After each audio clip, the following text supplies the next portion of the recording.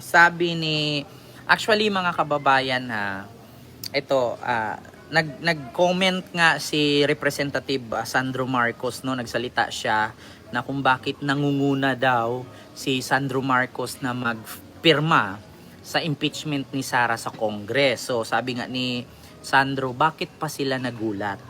Yeah? So ito po ang sagot ni Congressman Sandro Marcos, no? Papanood ko po sa inyo. Well, katulad po sa sinabi ng ating Pangulo ay nung nagpirmahan na sa impeachment ay tinanong ko siya kung bang advice niya. And tama naman yung sinabi niya. He said, do your duty as a congressman and uphold your oath to the Constitution that you swore to protect. And it's my constitutional duty to go through Tama. the impeachment process as an elected representative.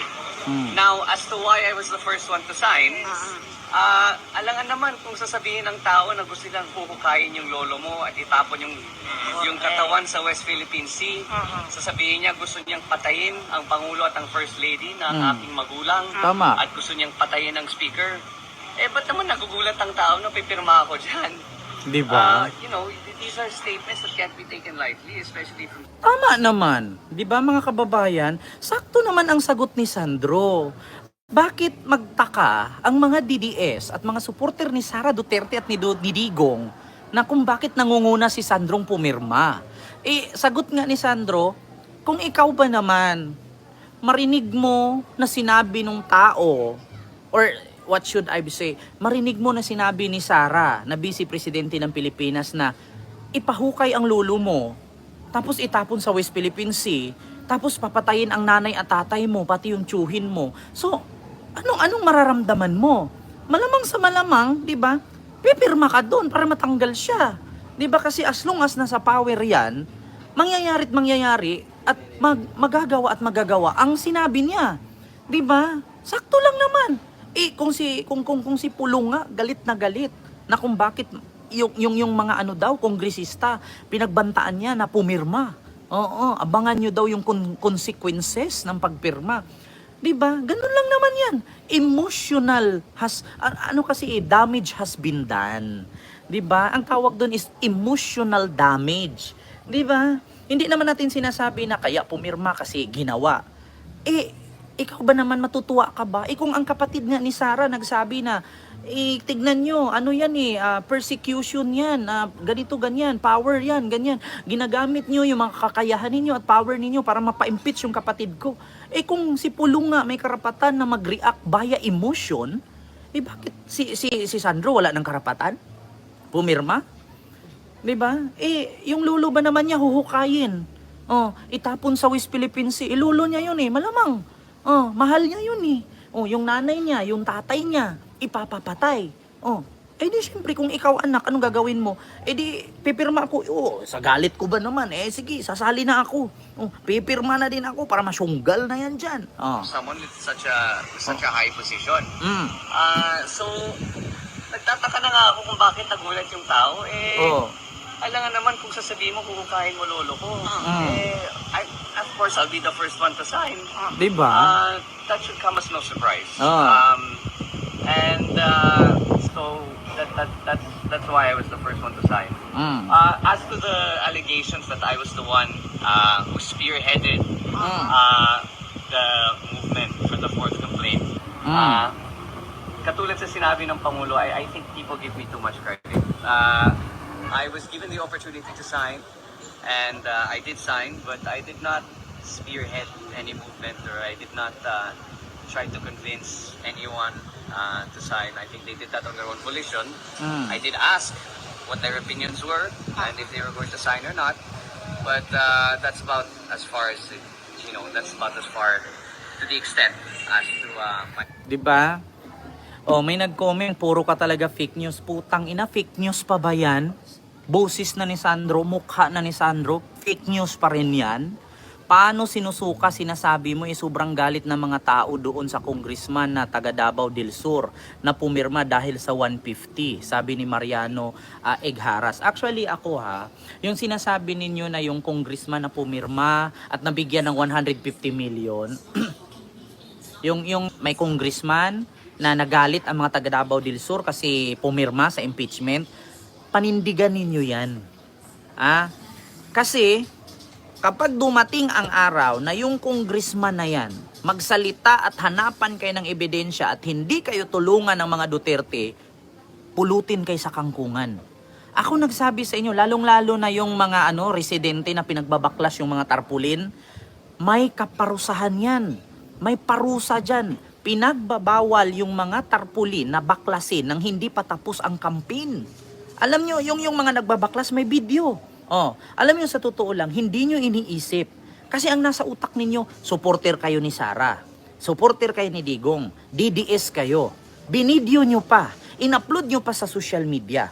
Ngayon, sa tingin nyo, yung tao na nagbaklas na mga tarpulin, may parusa yan. May possibility, makasuhan sila doon, makulong. Sa tingin nyo, pag yung mga nagbaklas, di ba?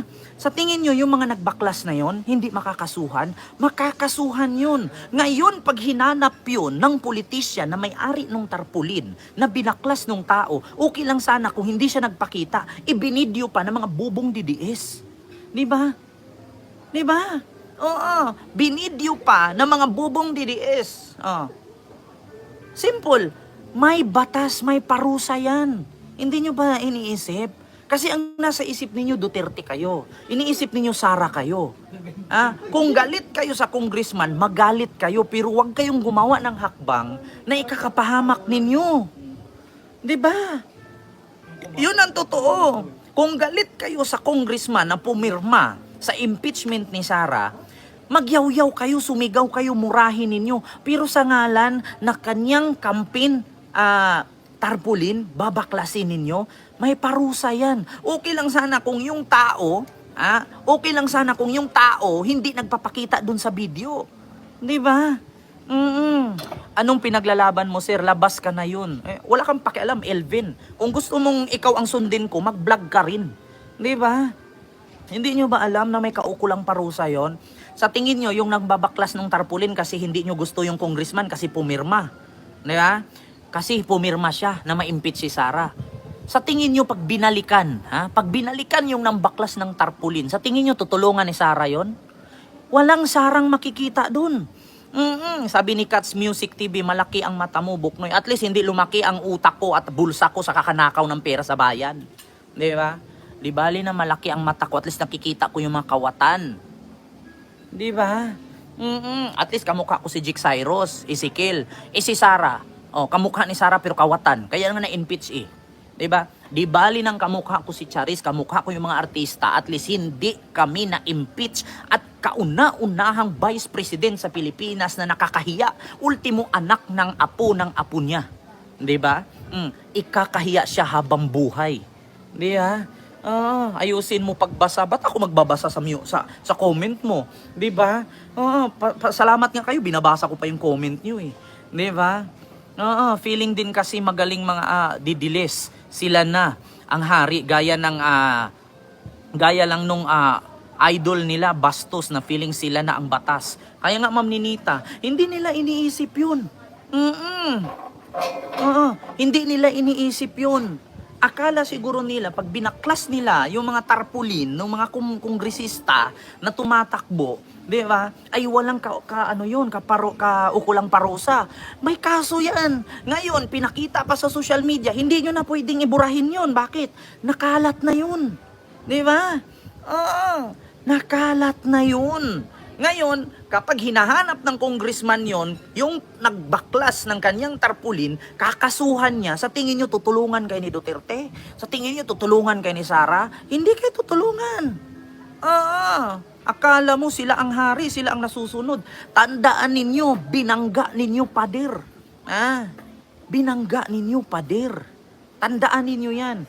Kahit nga barangay chairman, bastusin ninyo sa barangay, pwede kayong makulong, pwede kayong makasuhan. Diba? Pero yung ginagawa ninyo, congressman yun. Congressman at gobernador. Tarpulin. Kumakalat yan ngayon. Jayar Unabia, aminin nyo na nakawatan yung idol ninyo. Kasi kahit anong sasabihin niyo, sabihin niyo sa akin kung ano yung gusto niyong sabihin. Pero, di ba sa totoo, mahirap ipagtanggol si Sara? Di ba? mahirap ipagtanggol si Sara. Biruin nyo ha, mas masakit po ang iwan ng girlfriend o boyfriend kaysa sa ma-impeach. So ibig sabihin, ginawa niyang nilaro-laro lang niya ang politika. Di ba? Tapos sasabihin ninyo, magiging presidente sa 2028? Utang inang yan. Sasabihin ninyo, 2028 maging presidente? Tapos ganyan ba ang utak ng presidente gusto nyo? Na kung tutuusin, mas marami pang akong alam? Di ba?